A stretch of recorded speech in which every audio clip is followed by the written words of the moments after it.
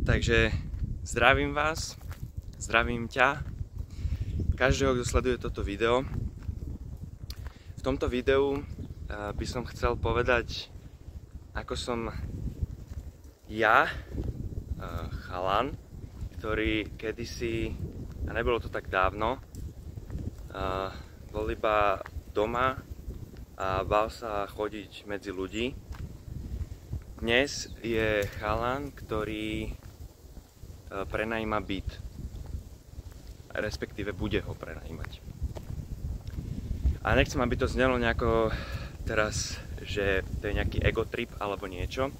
Vyslovene chcem takéto video spraviť, aby som poukázal vlastne, že to môže byť inšpiratívne, pretože napríklad pre mňa samého, keď sa na to pozriem, to inšpiratívne je. Tak začnem asi tým, že koncom strednej školy. Teraz mám 22 rokov, končil som strednú, keď som mal 19. Hej.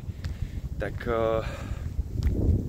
na strednej škole bol som ešte chlapec, ktorý ani na tej strednej škole nemal príliš veľké sebavedomie a nejako moc sa nesocializoval, akože ani so spolužiakmi a ani doma, vonku a takto.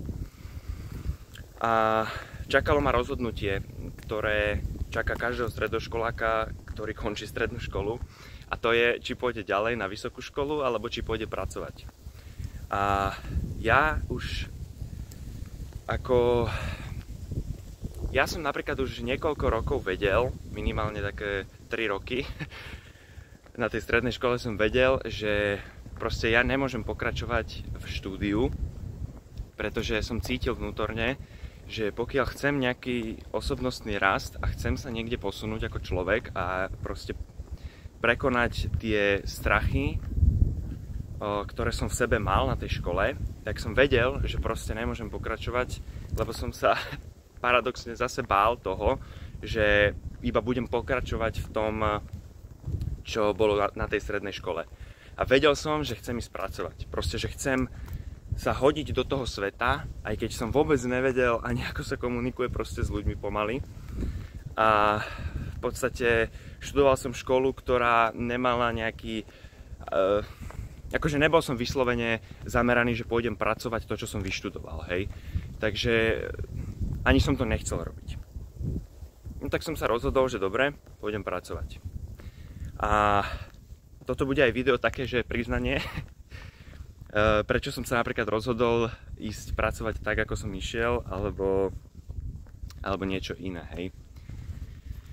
Ja som totižto chcel naberať skúsenosti, pre mňa to je úplne najcennejšie, čo v živote môže byť. A chcel som proste, ja mám rád, keď sa učím nové veci.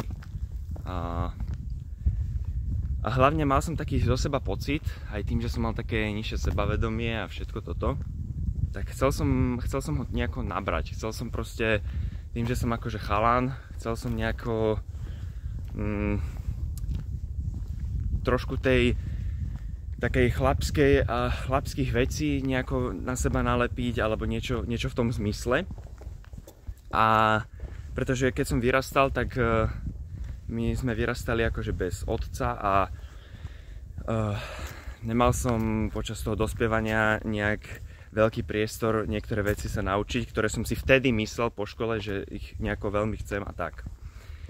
A vedel som, že nechcem robiť prácu, ktorá napríklad bude taká, že iba sedím, niekde som zavretý, pretože to mi pripomínalo tú školu.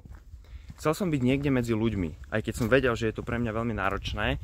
A nikdy som nebol proste, ani som si to nevedel predstaviť, hej, že medzi koľko ľuďmi by som mohol byť. No a išiel som pracovať do obchodu. Ktorý patrí, je to proste v Česku, aj Slovensku, aj po celej akože v podstate Európe, oni majú viacero týchto predajní. No a ja som pracoval konkrétne v predajni, ktorá na Slovensku aj v Česku robila v tom konkrétnom oddelení, kde som ja pracoval, najväčšie tržby. A počas sezóny tam chodievalo proste do toho celkovo, do toho obchodu aj 2000-3000 zákazníkov. A to sú veľké čísla. A ja som do toho išiel s tým, že ja som to vedel proste, že toto tam bude všetko. A mal som z toho aj strach. A všetko, keď som tam nastúpil a začal pracovať ako úplne človek, ktorý vôbec nevedel absolútne nič o tom, že čo idem vlastne robiť a čo idem predávať, pretože som vôbec nemal ani tucha o tých veciach nič. Ale šupol som sa tam, hodil som sa tam. A každý deň pre mňa, čo som tam bol, tak bol vlastne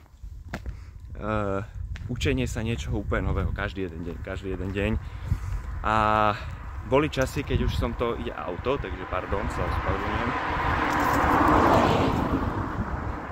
Mal som tam aj chvíľky, kedy už som to nezvládal, lebo boli tam proste situácie, ktoré pre introvertnejších ľudí sú nepríjemné, a ešte keď ste človek, ktorý moc nemá so socializáciou skúsenosti a napríklad sa teraz ocitnete v bode, že okolo vás stojí, ja neviem, 5-6 ľudí a každý od vás niečo chce a vy tým ľuďom musíte nejako to slušne odkomunikovať alebo niečo, hej, není to zrovna najjednoduchšia situácia. A pre mňa v tom danom momente to vôbec nebola taká jednoduchá situácia. Ale nejako som sa vždycky prekonával. A postupne po nejakých mesiacoch už som si normálne na to zvykol, aj na to, ako ľudia sa mňa napríklad pozerali, že mi to už bolo úplne jedno. A zase som začal cítiť, že už to ide ľahšie proste. Už aj keď chodili tam nejakí ľudia, tak bolo to všetko také už, že som si na to zvykol. A po nejakom čase ja už som sa rozhodol, že tam už nechcem pracovať, že chcem ísť niekde ďalej, tak som skončil. A povedal som si, že pretože ja keď som do tejto prvej práce nastúpil, tak som tam bol veľmi taký handlivý, tichý, taký utiahnutý a trvalo mi niekoľko mesiacov, kým som sa nejako aj s tými mojimi kolegami tam začal viacej rozprávať. A ja som si proste povedal, že keď teraz prídem do druhej práce, do novej, takže už to tak nebude. Že už nechcem proste taký byť, že chcem prísť do práce a proste začať sa tam normálne baviť s ľuďmi. Lenže stala sa mi proste situácia, že som tam nastúpil do práce, v ktorej som aj teraz. A samozrejme, že sa to opakovalo. A ja som strašne nechcel, aby sa to opakovalo, ale proste opakovalo. A trvalo mi asi pol roka v tejto práci, kým som sa naozaj nejako prebral k životu. A vlastne to prebratie k životu, tam nastal nejaký u mňa zlom, ktorý som hovoril v videu o depresiách a úzkostiach, ktoré som mal. Tam to je lepšie vysvetlené. Ale vlastne vtedy som, akože keď som už pracoval v obchode s 3000 ľuďmi, tak postupne, aj keď som do tejto práce druhej nastúpil, tak potom, ako sa to nejako vo mne otočilo, tak vlastne som zase do seba dostal tú energiu, že som zvyknutý na tých ľudí a už všetko pre mňa bolo také jednoduchšie. A postupne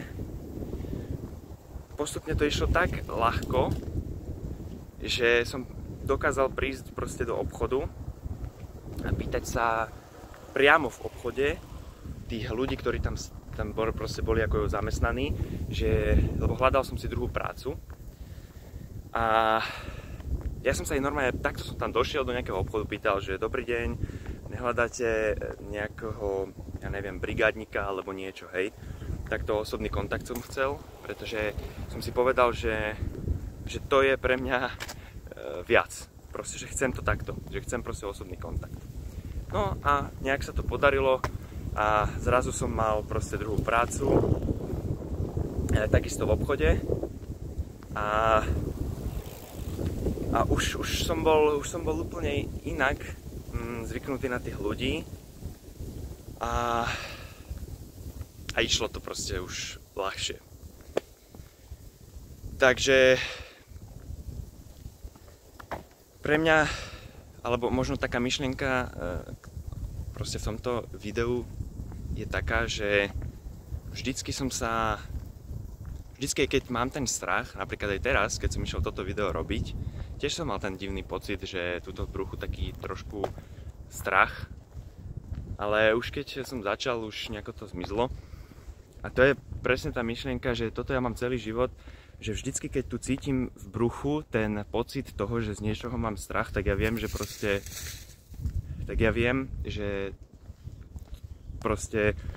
to mám urobiť, aj keď z toho mám strach, lebo to je taký ten iný strach. Tak som zistil, že proste jedine len keď sa prekonávam a to, čo je mi nepríjemné, proste urobím, tak po nejakom čase sa cítim proste lepšie. A keď aj prídu nejaké príležitosti od ľudí, tak tým, že už som skúsenejší v tej komunikácii, tak proste dokážem tie veci lepšie vyriešiť. A myslím si, že pre ľudí, ktorí sú introvertnejší a hlavne ľudia v mojom veku a menej, ten tínedžerský hlavne vek, možno stredná škola, čo sa tak menej socializujú, tak títo ľudia to zvládnu taktiež jedného dňa, že nebudú sa tak báť ľudí a budú to vnímať v pohode, ale chcem proste im odozdať tú vec, že určite to bude náročné, keď ste na to není zvyknutí, a určite by ste mali začať, pretože ľuďom je úplne jedno, že ako vyzeráte, alebo čo hovoríte, väčšine ľudí je to úplne jedno, pretože keď ste s nejakým kolegom v práci, alebo nedaj Bože, že robíte v obchode, tak tí ľudia tam prídu a proste oni ani nevedia, že kto ste, ani nevedia, ani si vás nepamätajú za 2 minúty, hej, takže to je úplne jedno, proste len dôležitá je tá komunikácia. A občas je dobré sa prihovoriť napríklad aj okolo idúcim ľuďom, aj toto som zvykol robievať, tiež mi to niekedy bolo nepríjemné a potom už to zrazu išlo samé. Že som sa napríklad prihovoril niekomu o tom, že aký je proste pekný deň, alebo čo ma napadlo, ja neviem. A zrazu z toho vznikla fakt debata, ktorá trvala 10-15 minút a z tej debaty sme odišli obidvaja akože s dobrým pocitom, že aj ten človek sa porozprával, ja som sa porozprával, niečo nové dozvedel a zase som získal takú tú akože skúsenosť alebo odvahu do ďalšieho takého rozhovoru. A toto je presne tá vec, ktorú chcem týmto videom proste povedať, že iba keď sa budete takto prekonávať v tom, čo vám robí nepríjemný pocit, tak len vtedy môžete sa posunúť ďalej a vy nikdy neviete, že keď zo seba dnes spravíte lepšieho človeka, aj keď to znie teraz strašne tak motivátorské, neviem ako, ale proste je to pravda, je to úplná pravda, tak keď dnes spravíte nejaký krok, ktorý je vám nepríjemný a prekonáte sa, tak neviete, že napríklad zajtra môže prísť nejaká situácia, na ktorú budete úplne inak reagovať, ale už keďže ste sa prekonali a už to úplne ináč vnímate, tak aj na túto príležitosť budete úplne inak reagovať a tá príležitosť vám môže zmeniť život. Tak ako napríklad mne. A to bude v ďalšom videu, čo chcem rozobrať, ako som kúpil byt. Tam chcem rozobrať vlastne nejaké detaily a celkovo tú celú cestu. Myslím si, že je to veľmi zaujímavé. Taktiež by som nechcel, aby to potom vyzeralo ako nejaký ego trip alebo niečo, ale tiež to môže niekomu ukázať, že keď si dáte do hlavy fakt nejaký sen alebo nejaký cieľ a idete si veľmi za tým, tak dokážete proste čokoľvek. Takže ja vám ďakujem za to, že ste si toto video pozreli. Je to také druhé videjko, čo som spravil a ja budem pokračovať ďalej. Takže pekný deň.